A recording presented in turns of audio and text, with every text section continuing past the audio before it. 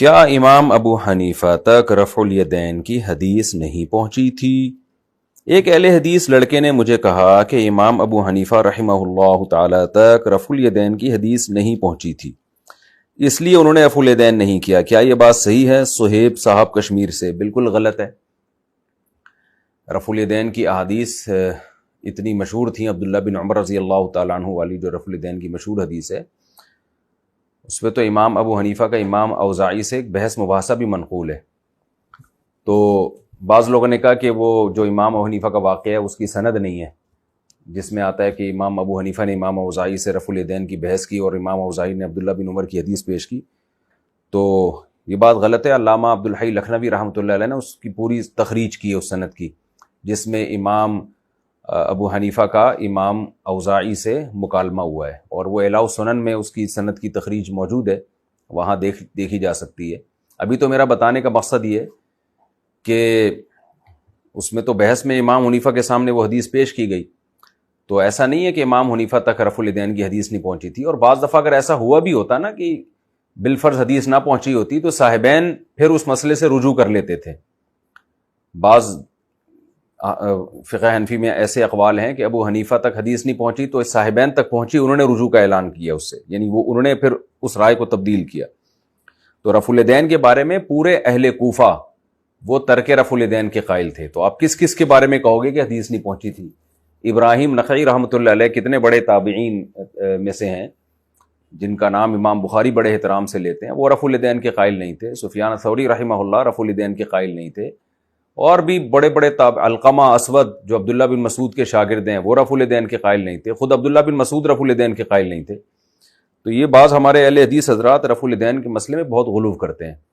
تو امام حنیفہ کا موقف اس بارے میں کمزور نہیں ہے، اور یہ کہنا کہ ان تک حدیث نہیں پہنچی تھی یہ بھی غلط بات ہے۔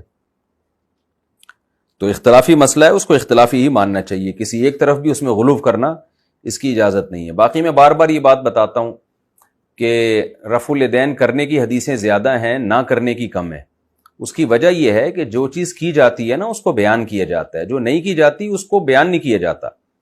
تو جب رفع الیدین کیا صحابہ نے بیان کر دیا، جب نہیں کیا تو بیان نہیں کیا۔ تو اس سے یہ کہنا کہ زیادہ عمل کرنے کا تھا اور نہ کرنے کا عمل کم تھا، یہ استدلال ٹھیک نہیں ہے۔ بھئی نہ کرنے کا تھا تو خاموشی سے صحابی نے حدیث بیان کر دی، نہ کرنے کا تذکرہ ہی نہیں کیا۔ آپ کے ہاں کوئی مہمان آتا ہے، جو جو کام کر رہا ہوتا ہے وہ بتاتے ہیں نا، جو جو کام نہیں کر رہا ہوتا وہ تھوڑی بتاتے ہیں۔ تو یہ اہل مدینہ کے عمل سے اور اہل کوفہ کے عمل، یہ دو وہ جگہ ہیں جنہوں نے، اہل مدینہ نے تو نبی صلی اللہ علیہ وسلم کی آخری نماز دیکھی ہے، اور اہل کوفہ وہ جگہ تھی جہاں عبداللہ بن مسعود اور سیدنا علی رضی اللہ تعالیٰ عنہ کے شاگردوں کا مسکن تھا۔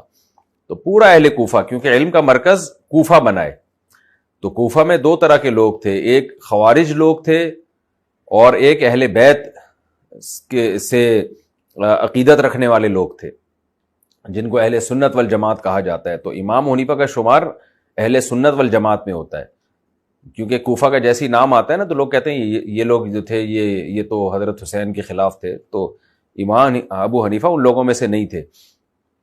تو اس لیے کوفہ جو علم کا مرکز تھا، عبداللہ بن مسعود اور حضرت علی کے شاگردوں نے اس کو آباد کیا، اور آج بھی بخاری مسلم کی زیادہ تر حدیثیں جن راویوں سے منقول ہیں وہ کوفہ ہی کے ہیں، اور ہم جو جس قرات پہ ہم قرآن پڑھتے ہیں وہ بھی کوفہ کے قاری ہیں۔ تو کوفہ علم کا مرکز تھا۔ یہی وجہ ہے کہ امام بخاری رحمہ اللہ تعالی مختلف شہروں میں علم حدیث کے لیے گئے، تو امام بخاری نے تعداد بتائی، جب کوفہ کا تذکرہ آیا تو فرمایا میں شمار نہیں کر سکتا کتنی دفعہ کوفہ گیا۔ تو وہ علم کا مرکز تھی وہ جگہ، تو وہ لوگ رفع الیدین نہیں کرتے تھے۔ تو اس کی وجہ یہی تھی کہ ان کی رائے یہی تھی کہ کیونکہ علی اور عبداللہ بن مسعود کے شاگرد رفع الیدین نہیں کرتے تھے، اور یہ علم دوسرے صحابہ سے ان کا مقام بہت زیادہ ہے۔ احیاناً کبھی کبھار ٹھیک ہے، لیکن عام معمول ترک رفع الیدین کا تھا۔